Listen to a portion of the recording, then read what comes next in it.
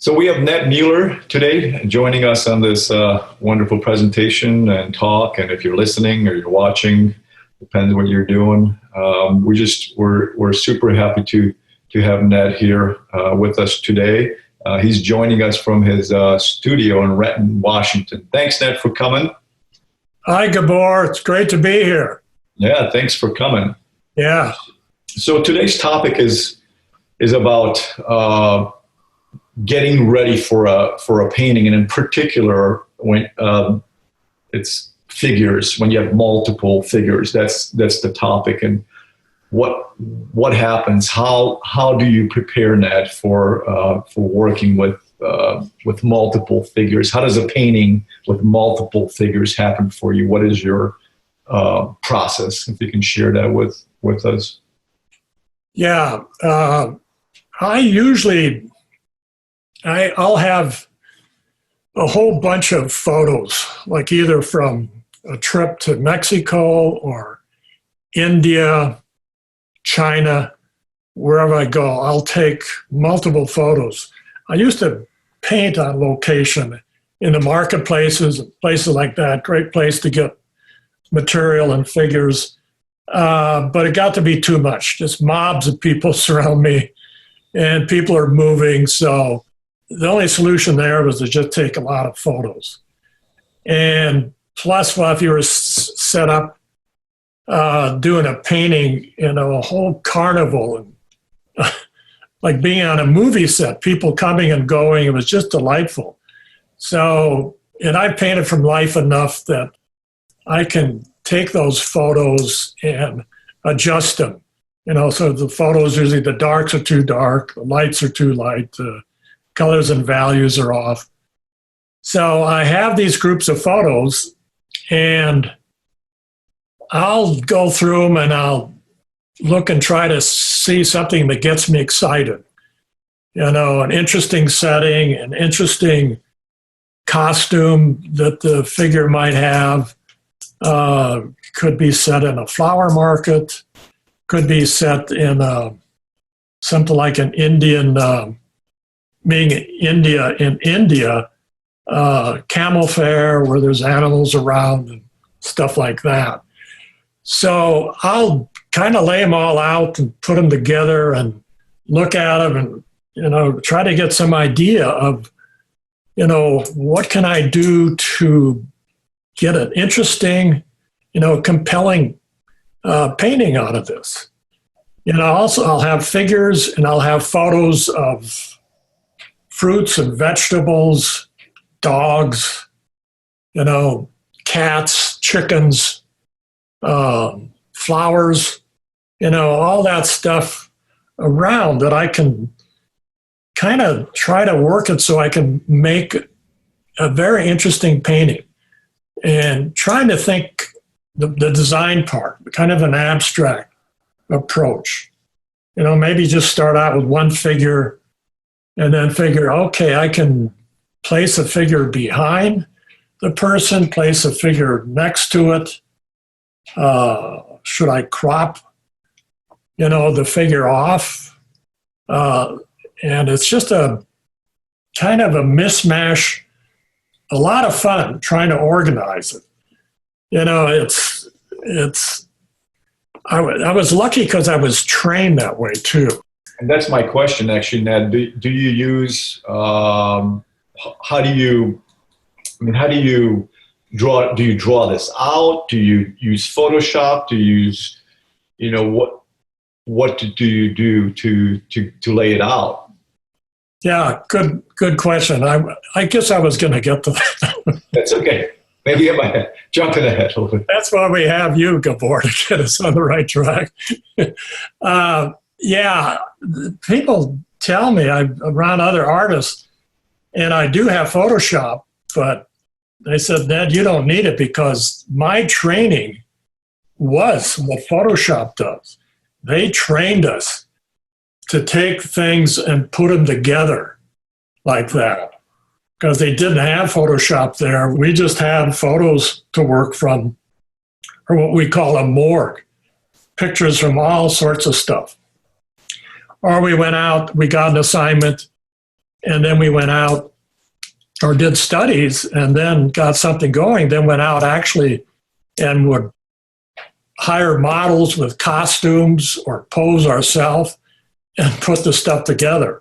So we were trained with Photoshop is in my head. So it really helps.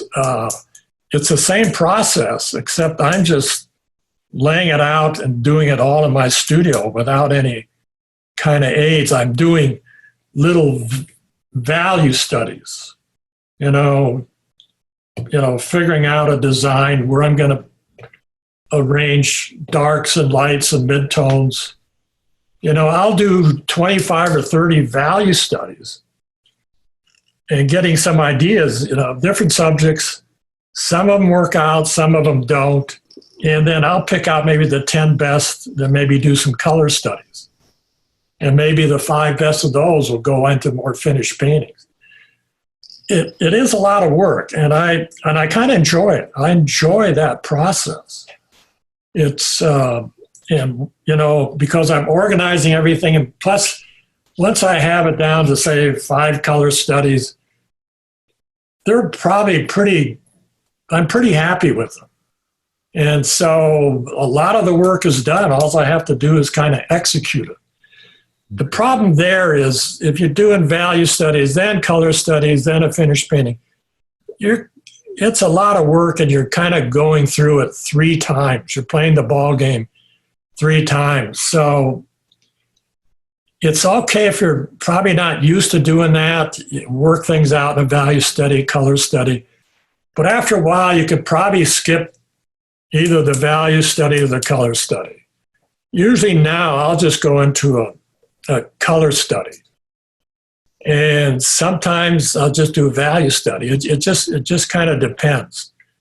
But it still starts with a pencil study, though. I mean, does it still fundamentally kind of the drawing study? Yeah, and don't refer. Be careful not to refer to as pencil, because when I'm doing a value study, I don't usually work with pencil because it forces you to tighten up. Okay. I'll either use Conti charcoal or just a 3 or 4 value study. And I have examples that I can show. Because you want to think of shapes. Okay. Pencils you start thinking of detail. And that's the last thing you want to do, because what you're thinking of is the design. You want to be able to think of shapes and values. And if you're doing color. So you're thinking broadly. You're thinking of how these arrangements of shapes and colors work together, ignoring the little stuff, because that's not important. That's just touching the painting up. So, and that's the most problem people have. I've been teaching for over 50 years, and they really have trouble sitting down and simplifying things because they start noodling or getting detail. And the whole purpose of these studies is to work out that composition and design. And details gets in the way. And people can get beyond that, because generally that's your painting, those big arrangements of shapes and colors. That's what people see across the room. That's what attracts people.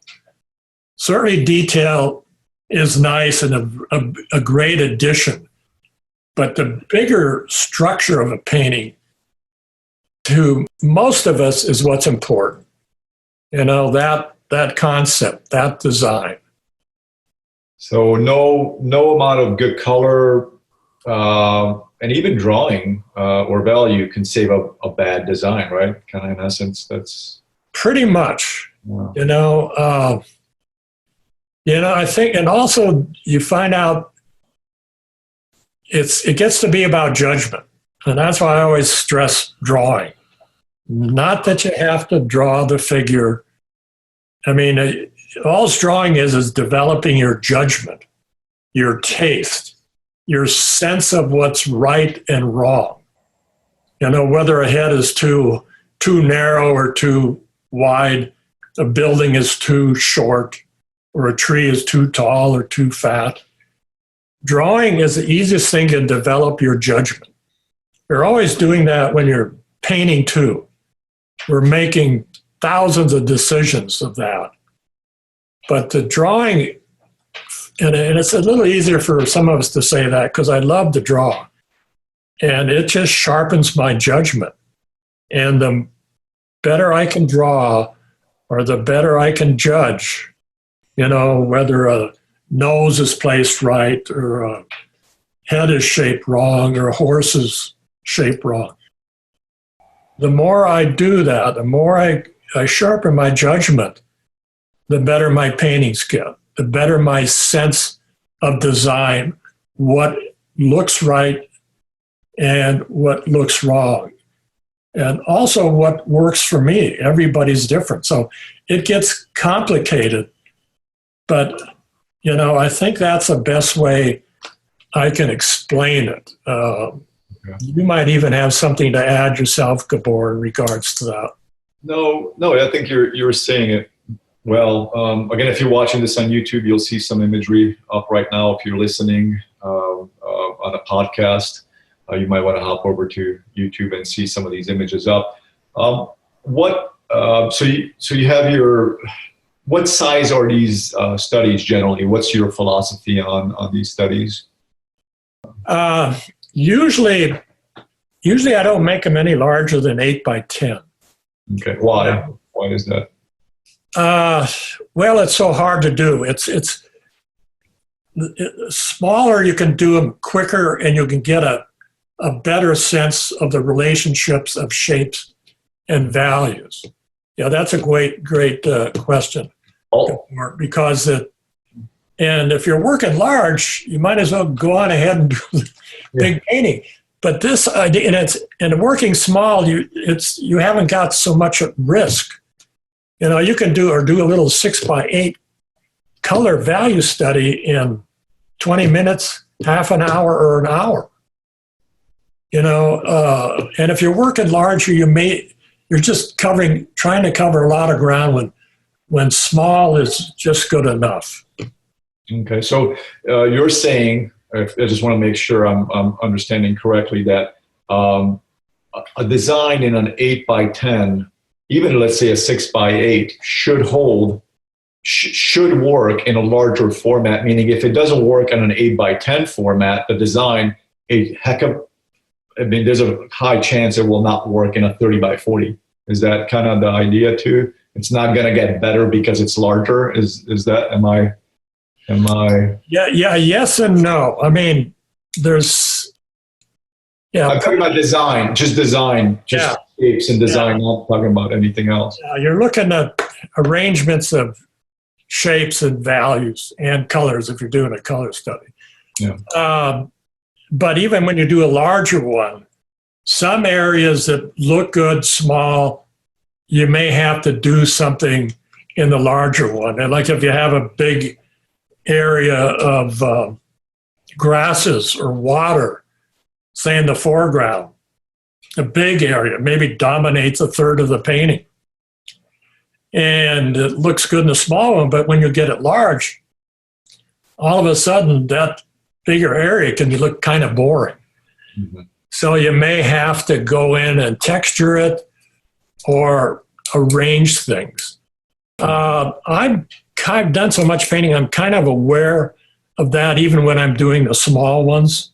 Mm-hmm. I think the more you do that, you and you take a small one and do a large one, you say, well, then that doesn't work so well. So next time you do some color studies, you may develop that area just a little bit more. Mm-hmm. So it looks good. So it's like everything else, it's not a perfect system. Yeah. But, through the years, artists have been doing these things. The problem is you hardly ever see them because nobody sees them. They're in their studio. I've got all these thousands of value studies and hundreds of color studies laying around here. I will sometimes finish them off, and sometimes I love them so much, and I'll finish them off and put them in a show, or I'll take them to workshops, and my students love them, and they'll buy it because the studies, they're like a plein air painting. They're usually fresh, and you can see the artist's mind. You can see what he's thinking, what he's doing. Because more of a finished studio painting, which you see in galleries, museums, it's hard to imagine what that is, but you can bet an awful lot that some of those better paintings, they were done that way. Even sculptures, look at sculptures.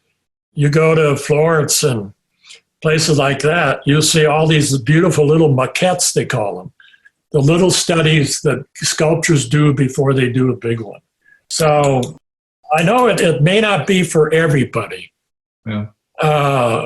There's a lot to be said for being spontaneous and just laying it down and presenting it with warts and everything. There's a lot to be said for that.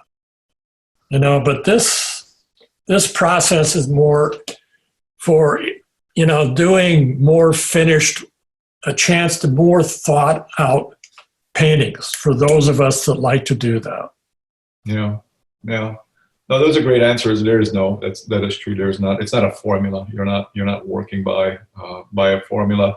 What happens after you get your initial design done? You're happy with what you got going on. How do you transfer it onto the canvas? What happens next? Well, yeah, I'll just set it up near my easel, and then to say the photographs I worked for are from the reference. I'll have that, and I'll just take that small study and use it, and I'll just block in those big major shapes, and I do that very broadly. I'm thinking the other thing is working from big to small. I'm trying to get the big relationship between a figure and a wall or a window and all that. But that's why I have that study there. So I can draw in and compose those things pretty easily because I've already worked a lot of stuff out in the study. And usually, like I say, I have to make some changes just because when you do enlarge things, things do change. So I may have to take something out, or I may have to add something, maybe, and that's where we have our imagination. Yeah. We need to use our imaginations. We all have them, and of course, when we didn't have Photoshop and the internet, we had to use our imaginations. We had no other recourse. Yeah. So you develop it, and that's where the imagination comes in the study, but it comes in the larger painting too. And that's why I think the concept artists are really imaginative. They have to be because they're creating worlds that are not. We don't see them. I enjoy looking at that. I don't do that, but concept artists for movies and what have you. Yeah. They need to be imaginative, even for cartoons or whatever. They're creating worlds that do not exist. Yeah. I think it led me right into that, Gabor, because I did a lot of that for Disney. Well, we don't have a script here. I don't have any kind of script for any of these recordings, but did I pay you for that, or did? That's just what happens when you're I don't know. I've been to Ned. I've never seen you at loss for words, Gabor, but you're struggling. No, I've been to Ned's studio. We had conversations, about this. Ned shared this stuff with me. Yeah, and I might mention that with Disney. Yeah. I worked for Disney Imagineering. They did theme parks, and I won't go into it, but anyways, because of my eyesight, everything is flat, and so my mind's compensated. I can eyeball things in 3-point perspective, pretty close. I mean, I don't know, I even have to hardly measure. And actually, before that, I was doing some work for the nuclear industry doing complex drawings of nuclear reactors and fuel rods and can eyeball that stuff in 3 point. I knew there was something special about you, Ned. Yeah, we won't mention the other word they call me for that. I'm told it's too insulting to myself and others, so I won't. But I did, because of that, in Disney, they, like this one assignment, I was working for Animal Kingdom. And what they do is, being a concept artist, they would just give me photos and layouts and architectural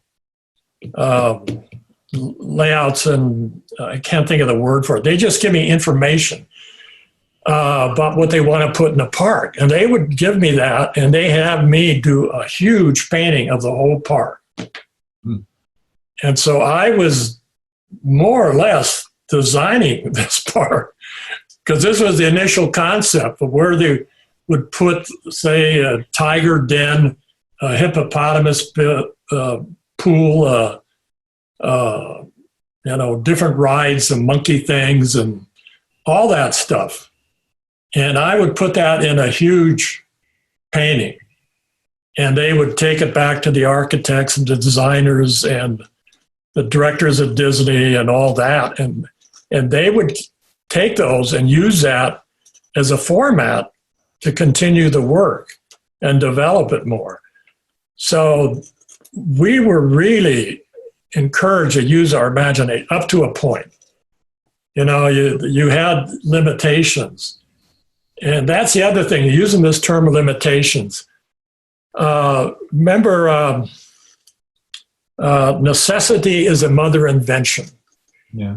I remember one of the most important classes I had at Art Center, I guess I'm wandering, but it is related, was a class where they gave you limitations. And you could only see half a building, a third of a car, half of a lawn, or so much. But you weren't told whether you're inside the car or upstairs in the building or up in a tree. And because of the limitations, maybe an odd side, because of those limitations, more exciting things came out of that. Because freedom, we could paint anything we want, and freedom kind of gets in the way because we're forced to create something when we're restricted. I don't think that's anything new. But if some of you haven't heard about that, think about that. If you have some restrictions and you're told to come up with something exciting, you have to use your imagination. And so you really come up with some fascinating things. And I've kind of gotten away from that. I should do that more often. Some of the great exciting things you see on Pinterest or Facebook or all over the people, some of them are, they're not doing the Grand Canyon or the Tetons. They just maybe doing a great painting out of a pile of rags. So, but it forces you into that situation. So, yeah, I think. So imagination, pushing yourself in your imagination. And I think that's sort of what you're leaning towards a little bit. It depends when you're forced, not forced, but when you have an employer saying you got to create this, that's a different scenario too. When you're left to your free will too, and I think that's the sometimes having that freedom. I think sometimes we don't push ourselves hard enough to come up with better designs, possibly because we don't have to answer per se to a boss, or right. That can get dangerous too a little bit. Yeah, well, that's too. When I was given an assignment, when I was an illustrator doing a thing for a book or magazine or whatever, we always did little studies. Yeah, before I did a magazine illustration, they'd tell me they give me the story and kind of tell me what they want to emphasize, and I would always send a little color study just to make sure we're on the same page. Yeah, and even with Disney, I would do color studies and say, okay, is this what you're telling me? Is this what you want? Yeah. And they'll say, Because even in that process, by the time that color study's done, they might have changed their mind what they want to do. An interesting story, I would do these color studies, and I was doing this park in Tokyo Disney Scene, and it recreated Italy.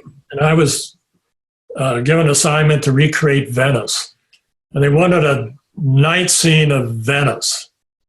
And so I just kind of I'd been to Venice, and I kind of made up this night scene with buildings lit up and gondolas and, kind of a moon going down, and sent it in. And they liked the color study so much they decided to blow it up and use it as a presentation. Mm-hmm. So where if I would have done the larger painting, I would have gotten paid about $20,000-$25,000. Instead, I only got $5,000. That's not nice. So I started doing worse color studies after that. That's pretty. Don't make him too good. Yeah. I have a question that once you paint one of these scenes with the multiple figures and everything, you blocked it in and you're kind of getting done with it. How much time do you spend with the painting after it's sort of done? Like what do you have not a rule, but what happens? Do you need to sit on it? Do you need to, how does that, Yeah, another good question. Even with these color studies, I have found out no matter what I'm doing, I'm working on it and I'm struggling with an area, something isn't working out or not totally, I've got to get away from it. At least maybe see it a few hours later or even a day or two later. And then I get a fresh eye and I can see what needs to be fixed or adjusted. Why do you think that happens? Like what happens when you step away, in your opinion? What's going on? Things you before. Lack of an acute intelligence. I don't know. I think we all fall victim to that, and no painting's ever perfect. And, sooner or later you got to say, okay, that's good enough. You could fine tune the things forever and you could even ruin it, So, I think actually it is my best answer. I heard that when the Chinese write a book, they intentionally make a couple mistakes in it so the reader doesn't feel inferior. Interesting. So I leave those mistakes in so the viewer doesn't feel inferior. How's that for an answer? That's a good one. You use that right away, guys. Everybody listening. Would you say the larger the painting, the more time you need to spend with it afterwards? Oh, yeah. Yeah. Is that kind of a good rule? Yeah, it is. It's just more ground to cover, more corrections. You may have to, because smaller, a nice little bright area in a big painting may look, maybe it's too bright. It could be too dull, depending on the size and the colors it's next to. So, everything does change bigger. So you usually have to make some adjustments. And, the best thing I can do, and probably in this whole business is to get to the point you can trust your instincts. It always helps to have somebody around, too, that can point things out, somebody you can trust their judgment. But, and we're as individual artists, sometimes we're the only ones that can say, okay, that's not working. It's not working for me. Somebody else may not see it, but if my instincts tell me something is too dark or too light or too bright or edges, whatever, I try to listen to that. I'm not always right, but probably at least 60, 70%. Yeah, it's a good one. Something's clicking there. I don't know. I hear something clicking. Oh, I probably hit something on the desk. Sorry. When our listeners or viewers saying, "What is that, Ned? What's going on?" It's not on my end, so I'm clearing myself on this one. It's Ned's end. Okay. No worries. So yeah, so bigger the painting, more time you need to spend with it. Step away from it. These are big things you believe in too, that you do. Yeah. Yeah. And it's hard for me to step away too because I've got some physical limitations. And also, I can't work really large anymore. So I'm not getting up as large and I'm not doing really big paintings, So Do you sit or I need to get away. do you sit or stand these days, or have you? I'm usually sitting. Okay. Standing, I got a bad leg and back, and it's pretty sore sometimes. You're a young man. You're a young Relief. man. You're a young man. I look young. You're a young man. Do you think working larger when you're working multiple figures is easier just for you personally? Do you feel that it's easier, or what is your limitation, you think, when you get to be too small that you see an issue? Or Yeah, about the largest I'm doing now is maybe 16 by 20, okay, 18 by 24. okay. No big, huge things. It's just too hard. And I love putting pictures together. Particularly these figure things. I just love the challenge of putting them together, telling a story. Yeah. And even working smaller, I can do more paintings. So it just Yeah. So there's no rule in it. It's just, I was just asking if, for you personally, I don't want anybody listening to say, "Hey, Ned said this or this." I mean, there really is no rule in it. But no, some people don't like to work small. Some people don't like to work large. There's some really great paintings. People just work smaller. Yeah, I think quality definitely overrules, in my opinion. But you can maybe tell us of versus size. I'd rather have a small, great painting than a mediocre, large painting. So painting the wall. Yeah. But it really depends. So that's your process. My question to you, do you, as someone is watching or listening, is there anyone particular or group of artists that you feel or you have looked at over the years regarding, let's say, figurative work? Is there deceased? Let's go to deceased artist.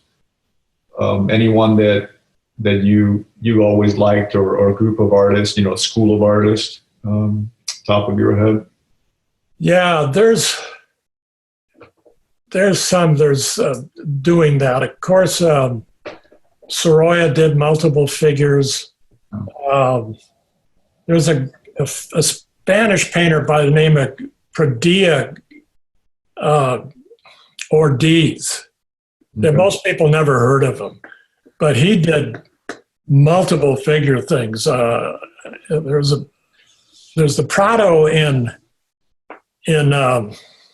Madrid, and there's a Prado Annex, which most people don't know about it. They have a lot of his works, but he did little color studies. Then he did these huge paintings. Maybe 5 feet by 8 feet or even larger. Wow. Even larger, with big scenes of a wedding or a funeral with 30, 40, 50 people. And they were incredible. Yeah. And his color studies were just wonderful. They were just lively. Yeah. People like that. Sargent did multiple figure things. Of course, a lot of the old illustrators, Norman Rockwell did that same process, Dean Cornwell, people like that did a lot of that. Mancini, Baldini, there's a lot of, and particularly a lot of the Russians, did wonderful multiple things. One thing added, I found out I love to do the multiple figure things, but I'm finding out seem, they're a little bit harder to move. I found out just if I have 2 or 3 figures or more, for some reason, as far as selling it, they seem to be more popular. Mm-hmm. I don't know what that is. Maybe it's because with multiple figure things, you have your eye going all over the place. With less figures, you can become more focused on, say, one main figure. Mm-hmm. It's like they say in the movies, that's why you have stars. The plot is built around 1 or 2 stars or main people, and all these other people are kind of in there. It's kind of like a Russian novel, a Russian movie. You have a cast of thousands. It can be really hard to keep track of. So it may be that kind of thinking. I don't know. Historically, do you think you're seeing less multi-figure, more complex scenes now versus in the past? Is that something Yeah, you just don't see as much. Yeah. I don't know why that is. I think you do see it in probably more in the people that are doing real classical work. Mm-hmm. They'll be doing these huge, highly worked out, detailed paintings, or working on a theme or some mythology where they'll have 20, 30 figures. And there's a few people doing them, but not as many as there was. I'm not sure what the reason is. Okay. They take time, and they're a lot of work. So I hope it's just not that. Yeah. Just interesting. I don't know. Things move and change all the time. If there's one thing, today, if someone's listening to this, if they can take away one thing, if you can recommend, if they can just do one thing that would help them in their multi-figure process, is there one thing? I know it's hard to nail it down to one thing, but is there something that you can tell someone right now? Kind of what I mentioned earlier. Don't think in details. You're doing these little value or color studies. Think of the big color and value shape relationships. If you find yourself trying to put in an eye or nose or fingers or highlights, it's in the wrong direction. The idea of these studies is to think simple. Try to organize it so it's not real busy all over. You want quiet areas, busy areas, bright areas, dull areas. We only have 3 things to work with. We can make colors brighter or duller. We can make them darker or lighter, and edges softer or sharper. When you think of it, that's all we can do to organize these studies or paintings. Keep those in mind. These little studies are, just for you. Just think of the big color shape relationships. Some principles of the design. I think haven't got time to get into that too much here, but basically an interesting arrangements of shapes and colors. Okay, that's great. That's keeping it simple. I think there's so many. That would apply to classical painting, traditional, even to abstracts. Interesting arrangements of shapes and colors. Okay, that's great. So also, Ned, you have a portrait video series with us with Tucson Art Academy online. I think since we're talking about multiple figures here, I think it definitely relates to a certain degree about figures. Can you just kind of talk briefly about the videos, or how it would help someone if they watch them? Yeah, it's nice to do portraits. The drawings or paintings. It's not like you're having to draw the whole figure or paint the whole figure. You're just doing one simple object, the head. And it's not all that complicated, once you break it down, and that's what this portrait series is about, to show you an approach that's simple and direct, and that you can sharpen your eye, you can sharpen your judgment, because you get the confidence that you can get a likeness. And the videos are broken down into steps by step how to approach that. Basically like just doing the figures or studies, going from large shapes to small shapes. We cover the planes of the head and how that affects values. And it's really good. It's a good discipline or exercise where you can really build up your skills and confidence, and translates to everything else. The one thing that's obvious in the portrait things is if you have strong light and shadow, if you get the shadow shape right in your portrait, you'll get a likeness. And we show all that process, and then taking it beyond that into halftones, and using multiple lights to make the portrait a little bit more exciting instead of just having just one light source, which gets kind of boring after a while. So we cover all that in this portrait series, and it's really a nice addition for those that would like to find a way to sharpen your skills and obviously your judgment. Great, thanks.